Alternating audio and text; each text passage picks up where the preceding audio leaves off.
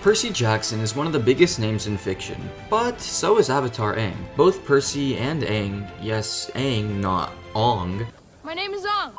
are considered the most powerful in their series. But what if they were to fight each other? Who would win? Today, I'll be comparing the two's abilities, strength, etc., and declaring who I think would win should a battle happen. I've also sorted this video into timestamps if you want to skip around. Percy Jackson is without a doubt the most powerful demigod in Percy Jackson. Hazel, a very strong demigod in her own right, one of the seven, compared Percy's aura of power to that of a god's. And Nico, arguably the second most powerful demigod, considers Percy the strongest that he's ever met. As the son of Poseidon, Percy's main power is his water control, but it goes further than that. Percy controlled water from the river Styx, and in the side story, The Sword of Hades, Percy showed his control over the river Lethe. While in Tartarus, Percy also controlled poison, which opens up the question, can Percy control someone else's blood, which I'll get to a bit later. All of Percy's skills and instincts come from first-hand experience on quests, and he really has some impressive feats under his belt. He's fought all the biggest bads, titans, giants, gods, even primordials, survived the underworld and Tartarus, and was even offered godhood by the Olympians, all before he was even 18.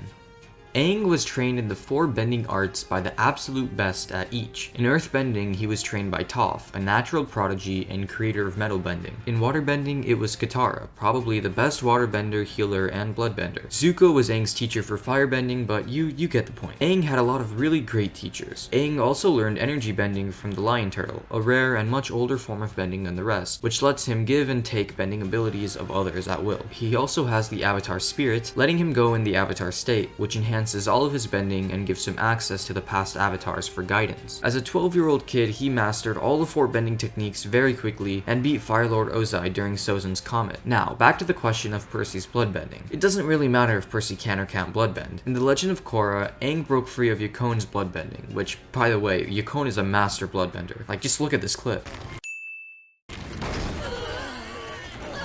Okay, now that we've gone through an overview of each character, I've decided to rank them both based on strength, skill, speed, which includes reflexes and agility, durability, IQ, and abilities.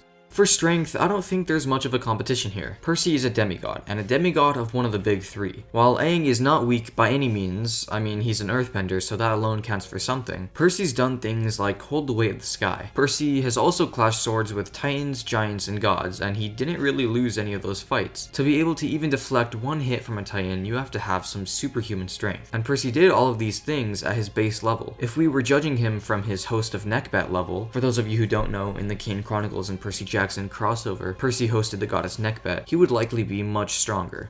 Alright, while Percy was said to be the best swordsman besides Luke in the past 100 years, I think Aang will take the point for skill. Percy's skills have definitely been perfected, mainly due to just how much experience he has fighting with all sorts of different monsters in all sorts of different situations. And while Aang doesn't have as much experience, I think he still wins for this category. While Percy's main 2 skills are his sword fighting and his Poseidon powers, which the main ones he uses are liquid control and creating hurricanes, Aang has 5 bending techniques and the Avatar state. Aang is a master waterbender, so he can do some of the same things that Percy can, but he's also had his skills in all the other bending types honed to perfection by the best teachers.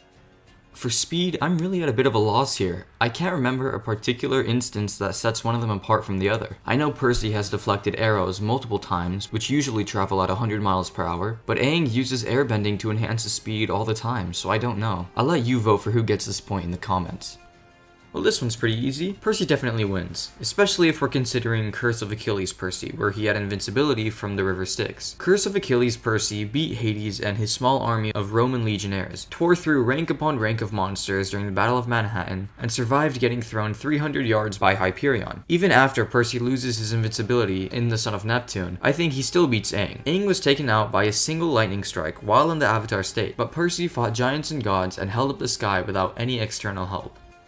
While neither Percy nor Aang are necessarily smart compared to some other characters, I think Percy will get the point for IQ. A lot of people might disagree, but Percy's proven that he's actually pretty smart in battle. For example, I think it was in the Mark of Athena where Percy fought Chrysaor? That information could be wrong, but Percy basically realized that the enemies he was fighting were deathly scared of Dionysus, so he had Frank shapeshift and act as if it was Dionysus who turned him into a dolphin, scaring away the monsters. It's small things like that that show Percy's battle IQ isn't as low as many think. Besides, Percy has a lot more experience than Aang, or at least the version of Aang in the Avatar show, so it only makes sense that he'd also have better battle sense and instinct.